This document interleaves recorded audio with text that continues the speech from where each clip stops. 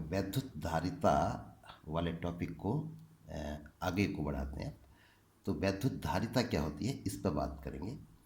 तो जैसा कि शब्द की मीनिंग से हमें पता लग रहा है वैद्युत धारिता, तो किसी भी चालक के आवेश धारण करने की क्षमता, कितना आवेश उसमें जमा किया जा सकता है, ये इसका तात्पर्य होगा। तो इसको आप मैथमेटिकल टर्म्स में कैसे हम डिफाइन करेंगे उस पर आते हैं। जैसा हमने पढ़ा था इससे पहले कि कहीं पर भी किसी भी चालक के कारण जो विभव होता है वो विभव का मान इस प्रकार से दिया जाता है, V बराबर 1/4πε0 Q/R। अगर हम इसको एक गोलीय चालक पर अप्लाई कर दें तो ये R जो है गोली चालक की त्रिज्या हो जाएगी। तो किसी भी चालक पर जो विभव का मान है वो आवेश की मात्रा पर निर्भर करता है। तो इसको मैथमेटिकल टर्म्स में हम कह सकते हैं कि किसी चालक पर आवेश की मात्रा उसके विभव के समानुपाती होती है। या फिर समानुपाती चिन्ह को अगर हम बराबर से रिप्लेस कर दें तो एक कांस्टेंट आ जाता है, C से उसको यहाँ पर दिखाया गया है। तो इस C को चालक की वैद्युत धारिता कहा जाता है। तो अगर इस धारिता को अब हम परिभाषित करना चाहें तो इस सूत्र को लिखा जा सकता है C बराबर Q/V। तो यही इसकी डेफिनेशन होगी। तो कैसे बोला जाएगा, किसी चालक को दिए गए आवेश और इस कारण उसके विभव में वृद्धि V के अनुपात को चालक की वैद्युत धारिता कहते हैं। तो इस तरीके से इसको हम परिभाषित कर सकते हैं। अब ये जो किसी भी चालक की धारिता होती है ये 3 चीज़ों पर निर्भर करती है। तो उनकी अब बात करेंगे कि कौन कौन से वो फैक्टर हैं। तो सबसे पहला होता है उस चालक का आकार, साइज ऑफ द कंडक्टर। तो चालक का आकार तो एक कॉमन सेंस के आधार पर भी कह सकते हैं, चालक का आकार जितना बड़ा होगा उसमें उतनी ही ज़्यादा आवेश को संचित किया जा सकता है। और जो दूसरा फैक्टर है वो है चालक के चारों ओर का माध्यम। वो माध्यम क्या माध्यम है, तो अलग अलग माध्यमों के हिसाब से आवेश को संचित करने की जो कैपेसिटी होगी किसी भी चालक की वो अलग अलग होती है। और तीसरी चीज़ होती है चालक के आसपास किसी दूसरे चालक की उपस्थिति। अगर ऐसा है तो ये भी उसकी धारिता को प्रभावित करती है। तो किस प्रकार से ये प्रभावित करते हैं उसको हम आगे लेंगे और वहाँ पर समझेंगे कि किस तरह से ये 3 जो फैक्टर हमने पढ़े हैं चालक की धारिता को प्रभावित करते हैं। अब मैथमेटिकल टर्म्स की बात हो रही है तो इसका मात्रक क्या होगा इसी सूत्र से निकाल सकते हैं। C बराबर Q/V। Q आवेश की मात्रा है और V विभव है। तो इसके मात्रकों से हम परिचित हैं। आवेश का मात्रक होता है कूलाम और विभव का मात्रक होता है वोल्ट। तो इस तरीके से धारिता का जो मात्रक होगा तो यूनिट ऑफ C, वैद्युत धारिता का संकेत C हमने लिया है तो वो हो जाएगा कूलाम प्रति वोल्ट। तो इसको जो है फैरड कहा जाता है। तो जैसा हमने चर्चा की थी वहाँ पर कि ये कूलम जो है आवेश का बहुत बड़ा मात्रक होता है। प्रैक्टिकली इसके छोटे मात्रक प्रयोग में लाए जाते हैं माइक्रो कूलम। तो उसी हिसाब से क्योंकि कूलम से फैरड निकला है तो ये फैरड भी बहुत बड़ा मात्रक है। तो व्यावहारिक मात्रक इसके छोटे होते हैं माइक्रो फैरड। तो 1 माइक्रो फैरड जो है 10⁻⁶ फैरड के बराबर हो। तो इस तरीके से अगर हम फैरड को परिभाषित करना चाहें तो क्या हो जाएगा इसमें देखें, अगर Q बराबर 1 कूलम हो और V बराबर 1 वोल्ट हो तो C का मान 1 फैरड हो जाएगा। C बराबर Q/V। तो उसी तरीके से ये डेफिनेशन भी बदलेगी। अगर किसी चालक को 1 कूलम का आवेश देने पर उसके विभव में 1 वोल्ट की वृद्धि होती है तो उस चालक की धारिता 1 फैरड कही जाएगी। तो ये जो है फैरड की परिभाषा इस तरीके से बनती है। अब हम यहाँ पे धारिता के लिए कुछ सूत्र निकालेंगे। तो सबसे पहले बात करते हैं एक आइसोलेटेड स्फेरिकल कंडक्टर, एक विलग गोलीय चालक। विलग गोलीय चालक का मतलब उसके आसपास कोई दूसरा चालक नहीं है। तो ये जैसे एक गोलीय चालक है, मान लो इसकी त्रिज्या r है, इसकी धारिता का हमको सूत्र प्राप्त करना है। तो क्या करेंगे, इसको आवेश दिया जाएगा और ये अपनी धारिता के हिसाब से आवेश ग्रहण करेगा। तो मान लेते हैं इसको कुल आवेश Q दिया गया है। तो कहीं पर भी इस पूरे चैप्टर में हमको एक चीज़ का ध्यान रखना है कि हम कहीं पर भी धारिता का सूत्र निकालेंगे तो हमें धारिता का सूत्र जो हमने पढ़ा है अभी, C बराबर Q/V, इस सूत्र का उपयोग करना होगा।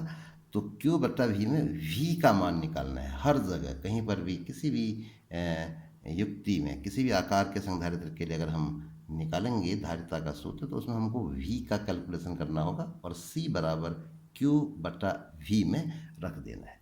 तो यहाँ पर भी वही कर रहे हैं। इस गोले के पृष्ठ पर जो विभव का मान होगा वो होगा V बराबर 1/4πε0 Q/R।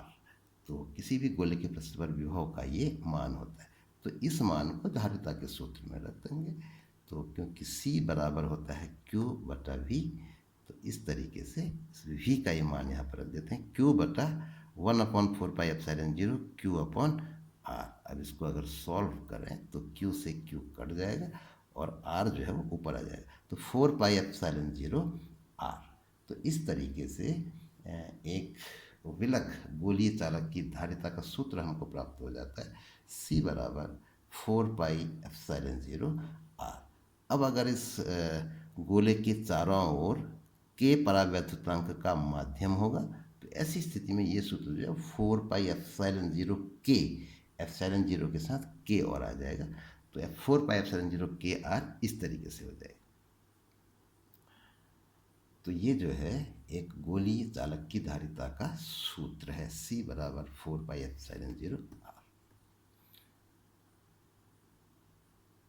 अभी हम बात कर रहे थे चालक की, अब हम एक विशेष युक्ति की बात कर रहे हैं। उस युक्ति को बोला जाता है संधारित्र या कैपेसिटर।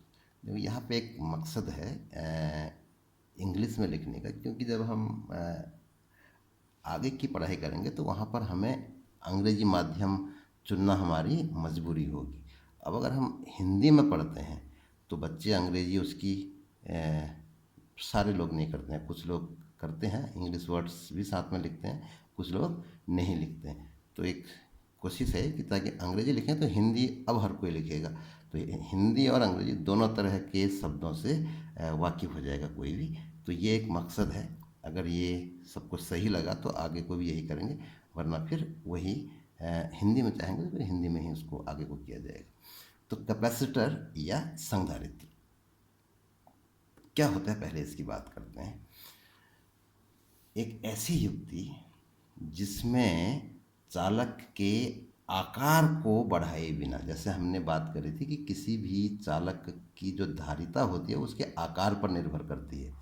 आकार जितना अधिक होगा, कॉमन सेंस की बात है, आकार जितना अधिक होगा उस पर उतने अधिक आवेश को हम जमा कर सकते हैं। लेकिन अब क्या है कि अगर हम आकार बड़ा बनाएंगे तो जिस भी इलेक्ट्रिक सर्किट में या इलेक्ट्रॉनिक सर्किट में हम इसका उपयोग करेंगे वो डिवाइस भी बड़ी बन जाएगी हमारी, क्योंकि इसका आकार बड़ा होगा तो इससे जो बन रहा है उसका आकार भी बड़ा होगा। तो क्योंकि अब आधुनिक काल में हमको बहुत छोटे छोटी युक्तियों की भी आवश्यकता होती है, तो वहाँ पर हमको छोटे आकार के संधारित्रों की आवश्यकता पड़ती है। तो इस तरीके से जो एक संधारित्र का जो निर्माण किया जाता है उसमें इस चीज़ का ध्यान रखा जाता है कि चालक का आकार छोटा रखना है हमको। तो किसी चालक का आकार बढ़ाए बिना उसमें अधिक मात्रा में आवेश को संचित करने की युक्ति संधारित्र कहलाती है। तो इस तरीके से संधारित्र क्या है ये हमको समझना है। अब ये किसी भी इलेक्ट्रॉनिक सर्किट में एक आवश्यक पार्ट है, कहीं पर भी इसका उपयोग होता है किसी भी इलेक्ट्रॉनिक सर्किट में। तो देखते हैं कि ये कैसे किया जा सकता है। तो जैसे कि मान लो इसका सिद्धांत, इसका प्रिंसिपल है, इसका सिद्धांत की बात कर रहे हैं। ए एक कंडक्टर है, एक चालक है। अब हम ये कोशिश करते हैं कि इस पर अधिक से अधिक मात्रा में आवेश का संचय हो सके। तो ए एक चालक है, इसको हम जितना आवेश दे सकते हैं उतना आवेश दे देंगे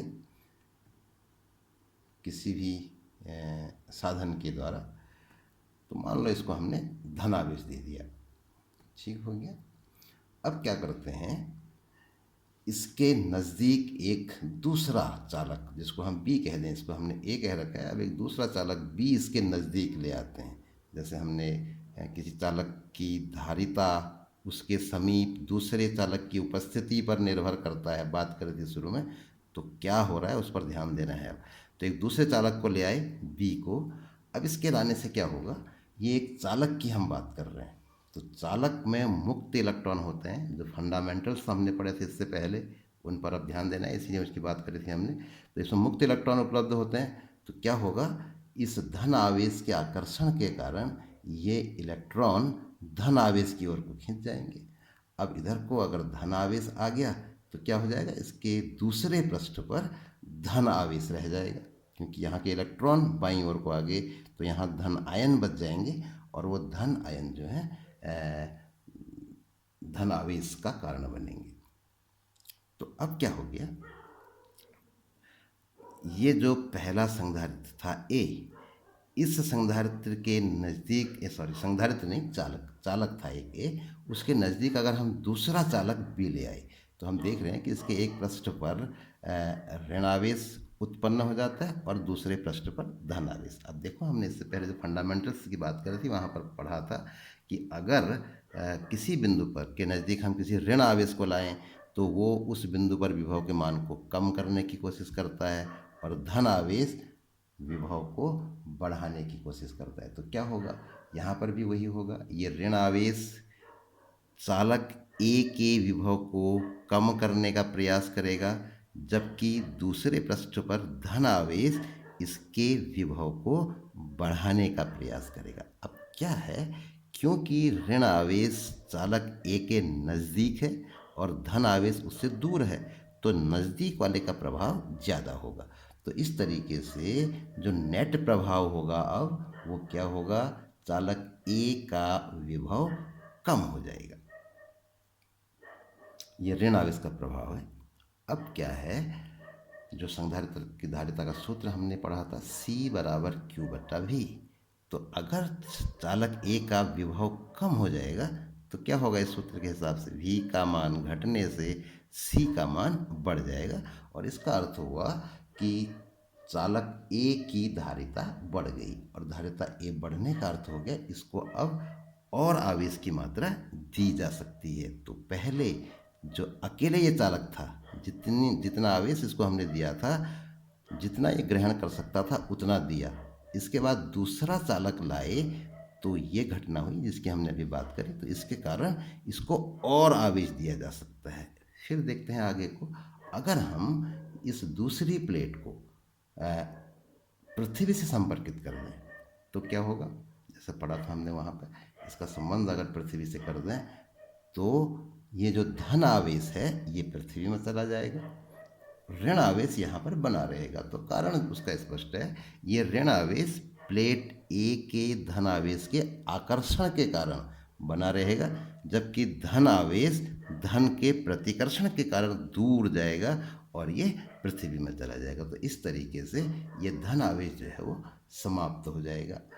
अब केवल ऋण आवेश रह गया। तो धन आवेश अभी तक क्या कर रहा था, ये चालक ए के विभव को बढ़ाने की कोशिश कर रहा था, धनात्मक आवेश, तो ये पृथ्वी में चला गया, तो अब इसका ये प्रभाव समाप्त हो गया। तो क्या हो जाएगा, चालक ए का विभव जो है वो और कम हो जाएगा, और भी और कम होने से सी का मान और बढ़ गया। तो इससे अब हम चालक ए को आवेश की और मात्रा जो है वो दे सकते हैं। तो इसका अर्थ हो गया कि अब जो है, अगर चालक ए अगर अकेला था तो उस पर जो आवेश की मात्रा संचित थी, चालक बी को उसके नज़दीक लाने से उसमें और अधिक आवेश की मात्रा को संचित किया जा सकता है। तो इस तरीके से ए के आकार में हमने कोई परिवर्तन नहीं किया, तो बिना उसके आकार को बढ़ाए उसमें अधिक मात्रा में आवेश का संचय हो गया। तो इसी युक्ति को संधारित्र कहा गया है। तो इस तरीके से चालक ए पर अधिक मात्रा में आवेश संचित किया जा सकता है। अब इसी सिद्धांत को आधार मानते हुए हम बात करेंगे पैरेलल प्लेट कैपेसिटर या समांतर पट्ट संधारित्र इसको कहा गया है। तो बिल्कुल सिंपल सा यही सिद्धांत है इसका। इसमें दो प्लेटें, जैसा कि नाम है इसका, दो प्लेटें हैं और ये जो है पृथ्वी से इनका कोई संपर्क नहीं है। एक को प्लेट ए कह दिया, दूसरे को बी कह दिया। दोनों बिल्कुल आइडेंटिकल हैं, समान क्षेत्रफल की होती हैं। एक को अगर हम प्लस क्यू आवेश दें तो दूसरे पर प्रेरण के द्वारा माइनस क्यू आवेश उत्पन्न हो जाएगा। कैसे होगा, अभी सिद्धांत हमने उसका समझा था। प्लेट, दूसरी वाली प्लेट जो है वो भू संपर्कित है, उसका पृथ्वी से संपर्क है। तो मान लो इन प्लेटों के बीच की दूरी d है। तो जैसा हमने पढ़ा था इससे पहले वाले चैप्टर में कि दो प्लेटें अगर एक धनावेशित है दूसरी ऋण आवेशित है तो उनके बीच में एक वैद्युत क्षेत्र उत्पन्न होता है E बराबर सिग्मा अपॉन एप्सिलॉन 0 के, जहाँ सिग्मा जो है वो आवेश का पृष्ठ घनत्व है। तो यहाँ पे इस चित्र के हिसाब से एक प्लेट है जिसका क्षेत्रफल a है और उसको q आवेश दिया गया है। तो आवेश का पृष्ठ घनत्व यानी कि एकांक क्षेत्रफल में आवेश की मात्रा सिग्मा का मान क्या होगा, q बटा a होगा। तो सिग्मा का मान ये इसमें हम रखेंगे आगे चलकर। तो E बराबर V अपॉन डी, ये भी एक सूत्र हमने पढ़ा था, वैद्युत क्षेत्र और विभवांतर के बीच संबंध। तो E बराबर V अपॉन डी का उपयोग करते हुए हम V का मान निकालेंगे। वही जो कॉमन चीज़ हमने बताई थी कि C बराबर Q बट्टा V, हमको V का मान कैलकुलेट करना है कहीं पर भी। तो यहाँ पर भी वही आया, स्टार्ट हमने वैद्युत क्षेत्र से किया और अब V का मान निकाल लिया। V is equal to e d. E का मान रख देंगे सिग्मा अपॉन एप्सिलॉन 0 के, तो हमको प्राप्त हो जाएगा। और सिग्मा का मान भी रख दिया Q अपॉन ए। तो इस तरीके से मिलेगा Q डी बटा एप्सिलॉन 0 के ए। अब C बराबर होता है Q बटा V, तो V का ये मान इसमें रख देंगे। तो V का मान रख देंगे तो Q से Q कट जाएगा, तो हमको सूत्र प्राप्त हो जाएगा C बराबर एप्सिलॉन 0 के ए बटा डी। तो ये जो है समांतर पट्ट संधारित्र की धारिता का सूत्र हमको प्राप्त हो जाता है। तो इस सूत्र का अगर हम थोड़ा अध्ययन करें तो देखते हैं के, ए और डी कैसे कैसे हमको प्राप्त हो रहे हैं। अगर प्लेटों के बीच के परावैद्युतांक का माध्यम है और अगर खाली है, कोई माध्यम नहीं है, तो उससे अगर तुलना करें तो परावैद्युत माध्यम रखने से धारिता का मान बढ़ जाएगा, क्योंकि के का मान वायु या निर्वात के लिए 1 होता है और फिर किसी भी मटेरियल के लिए बढ़ता जाता है और धातुओं के लिए फिर अनंत तक पहुंचता है। तो किसी भी माध्यम के लिए के का मान 1 से अधिक होगा। तो इस तरीके से कोई भी माध्यम रखने से धारिता का मान बढ़ जाएगा। ए, प्लेट का क्षेत्रफल जितना ज़्यादा होगा उसकी धारिता उतनी अधिक होगी, यानी आकार जितना अधिक होगा धारिता उतनी बढ़ जाएगी। और डी, प्लेटों के बीच की दूरी है, ये डिस्टेंस है, तो डी का मान जितना कम होगा धारिता का मान उतना ही अधिक होगा। तो इन चीज़ों का भी हमको ध्यान रखना है। इस वीडियो में इतना ही, बाकी फिर नेक्स्ट।